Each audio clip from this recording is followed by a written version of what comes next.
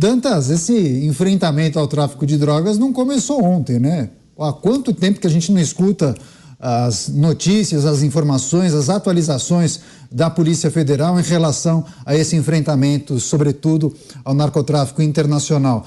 Mas o que aconteceu nesses últimos anos? Houve algum tipo de avanço substancial ou a gente está enxugando gelo? Daniel, me parece que a gente está enxugando gelo, porque por mais que você anuncie e a gente viu uma mudança, né? Nós tivemos aí uma Polícia Federal, até o início do governo Bolsonaro, vinha dedicada ao combate à corrupção, com grandes operações, e houve uma mudança estratégica para focar no combate às drogas, no combate ao crime organizado. E, de fato, nós tivemos grandes operações contra o crime. Recentemente, agora mesmo, no governo Lula, nós tivemos uma grande operação contra o tráfico de armas e drogas, né? Só que são operações que elas acontecem aí no varejo desse negócio. É um negócio gigantesco, é um negócio que é o caminho inverso, você não faz pela ponta. Você segue o dinheiro, chega nas fontes, corta essas fontes. É assim que se deveria combater o crime. Por isso que investimento em inteligência, investimento em cooperação internacional é fundamental. O mesmo modelo aplicado para o combate ao terrorismo é o modelo que grandes nações aplicam no combate ao narcotráfico. Você pegar o bagrinho, você pode pegar 100 bagrinhos, né, com armas, com tudo, tirar foto, fazer politicagem e tal, e dizer que está combatendo o crime. Isso não vai mudar em nada, não vai fazer cosquinha na estrutura deste poder, porque a estrutura do poder do crime organizado, ela envolve autoridades, ela envolve empresários, ela envolve gente importante, gente influente. É por isso que funciona no mundo inteiro, é por isso que é global. As máfias italianas, elas são exemplo disso. As máfias italianas todas hoje têm envolvimento com tráfico de armas e drogas. E tem também contratos públicos, contratos de prestação de serviço.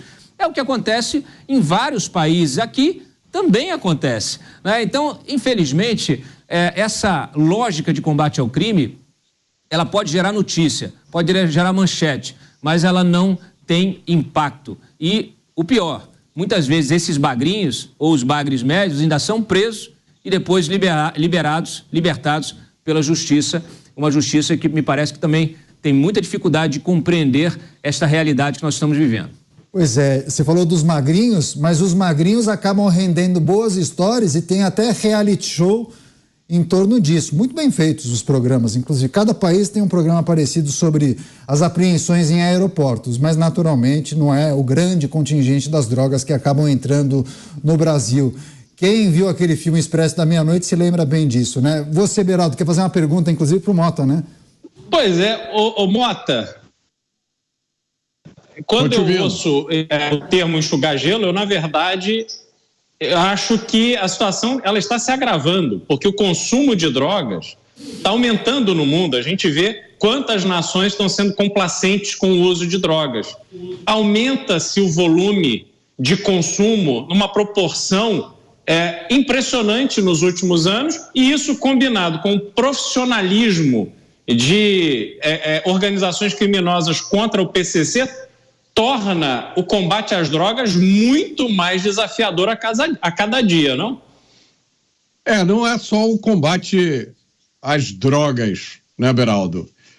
Nós vivemos hoje num mundo muito complicado, em que a criminalidade muitas vezes se confunde com o poder político, se associa a interesses geopolíticos, né? Você está nos Estados Unidos, eu tenho notícia de uma epidemia de fentanil, de mortes por overdose de uma droga que quase não chegou ainda no Brasil, há poucos sinais de que ela chegou no Brasil, mas ela é uma epidemia nos Estados Unidos, é uma droga chamada fentanil, que leva à morte em pouquíssimo tempo. O número de homicídios cometidos hoje nos Estados Unidos é uma fração do número de mortes por overdose de fentanil. E um dos maiores fornecedores do fentanil para os Estados Unidos é a China. São laboratórios chineses que produzem essa droga e contrabandeiam para os Estados Unidos. E, ao mesmo tempo, você vê nos Estados Unidos essa loucura que é a legislação federal, que ainda é bastante dura em relação às drogas, e vários estados aprovando mudanças na legislação para permitir consumo livre de maconha, com resultados trágicos, né? Tem fartura de evidências mostrando que o tráfico de maconha na Califórnia aumentou depois que foi legalizado. A mesma coisa no Oregon, a mesma coisa nos Estados Unidos, mas é o fenômeno a qual o Dantas se referiu logo no início do programa.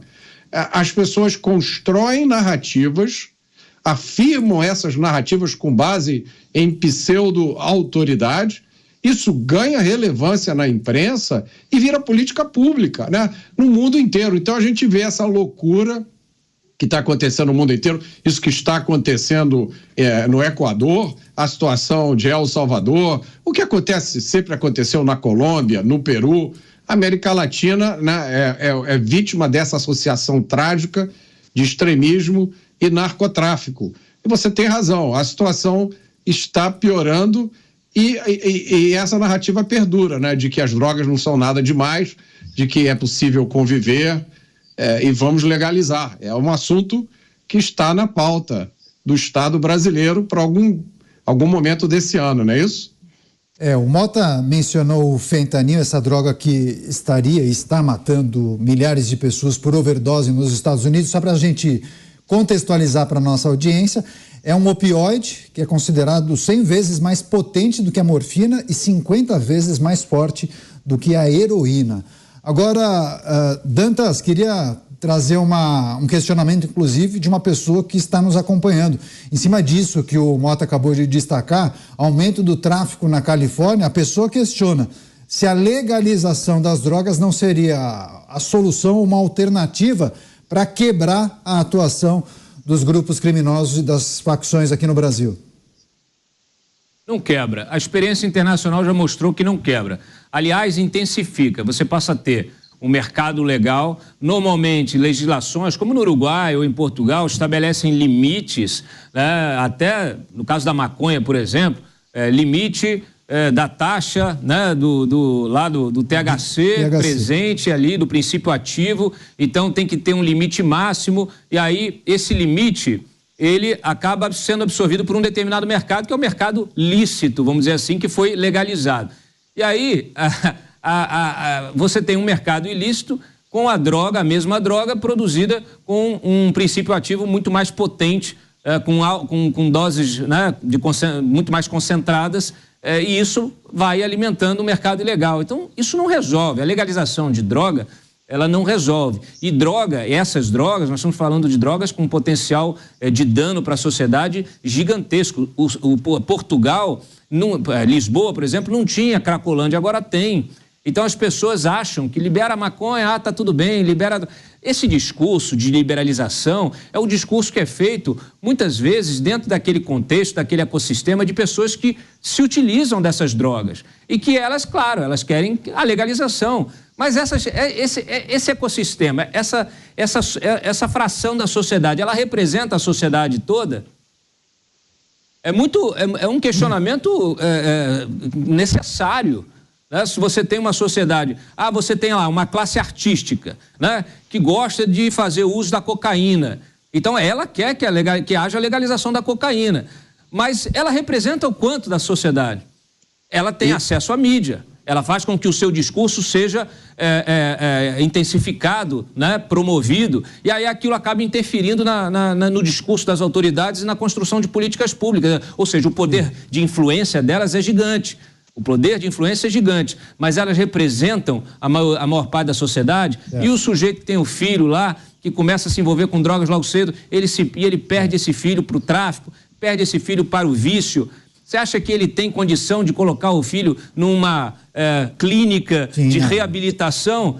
Então, assim, isso é uma vergonha, é uma hipocrisia, é um discurso hipócrita e cínico. Vai lá, Mota. Esse raciocínio parte de uma falsa premissa. Parte da premissa de que os traficantes, uma vez que o tráfico seja legalizado, oficializado, os traficantes vão deixar de existir. Então, é importante para as pessoas que pensam assim saberem que mais da metade dos cigarros vendidos no Brasil são tráfico, são do contrabando. Eles entram ilegais, existe tráfico de cigarros. No Brasil, se faz tráfico de medicamento. Vocês sabiam que existem indústrias que falsificam medicamento? Então, muita gente toma um medicamento quimioterápico, né, para o câncer ou para alguma doença importante, está tomando farinha, porque aquele remédio não tem princípio ativo. No Brasil, existem quadrilhas especializadas em roubar combustível de oleodutos. Eles param um caminhão numa sexta-feira à noite, fazem um buraco na tubulação, passam o final de semana todo tirando combustível, depois distribuem isso pelos postos de gasolina. Meus amigos, o problema do Brasil é o crime, é a impunidade. Legalizar as drogas é que nem tirar o sofá daquela piada antiga que eu não posso contar aqui porque tem menores assistindo Pingos nos Is. Para fechar você, Beraldo. Esse exemplo do cigarro resume toda essa discussão, né? Como tem também uma indústria muito forte no Brasil de bebidas clandestinas, falsas, porque quando você tem uma atividade que se torna lícita e ela passa a ser controlada e tributada, sempre haverá oportunidade para aqueles criminosos que querem faturar à margem da lei. Isso é uma regra estabelecida. E aí tem um outro ponto que eu queria chamar a atenção, Caniato, que é isso que o Dantas falou. Muitas vezes você tem lá os artistas que ficam defendendo o consumo de drogas por um interesse pessoal, mas aí você entra na questão do influenciador. Aquele que é influenciador nas redes sociais, ele tem esta condição de influenciar o comportamento, sobretudo dos jovens que ainda estão formando as suas referências para a vida.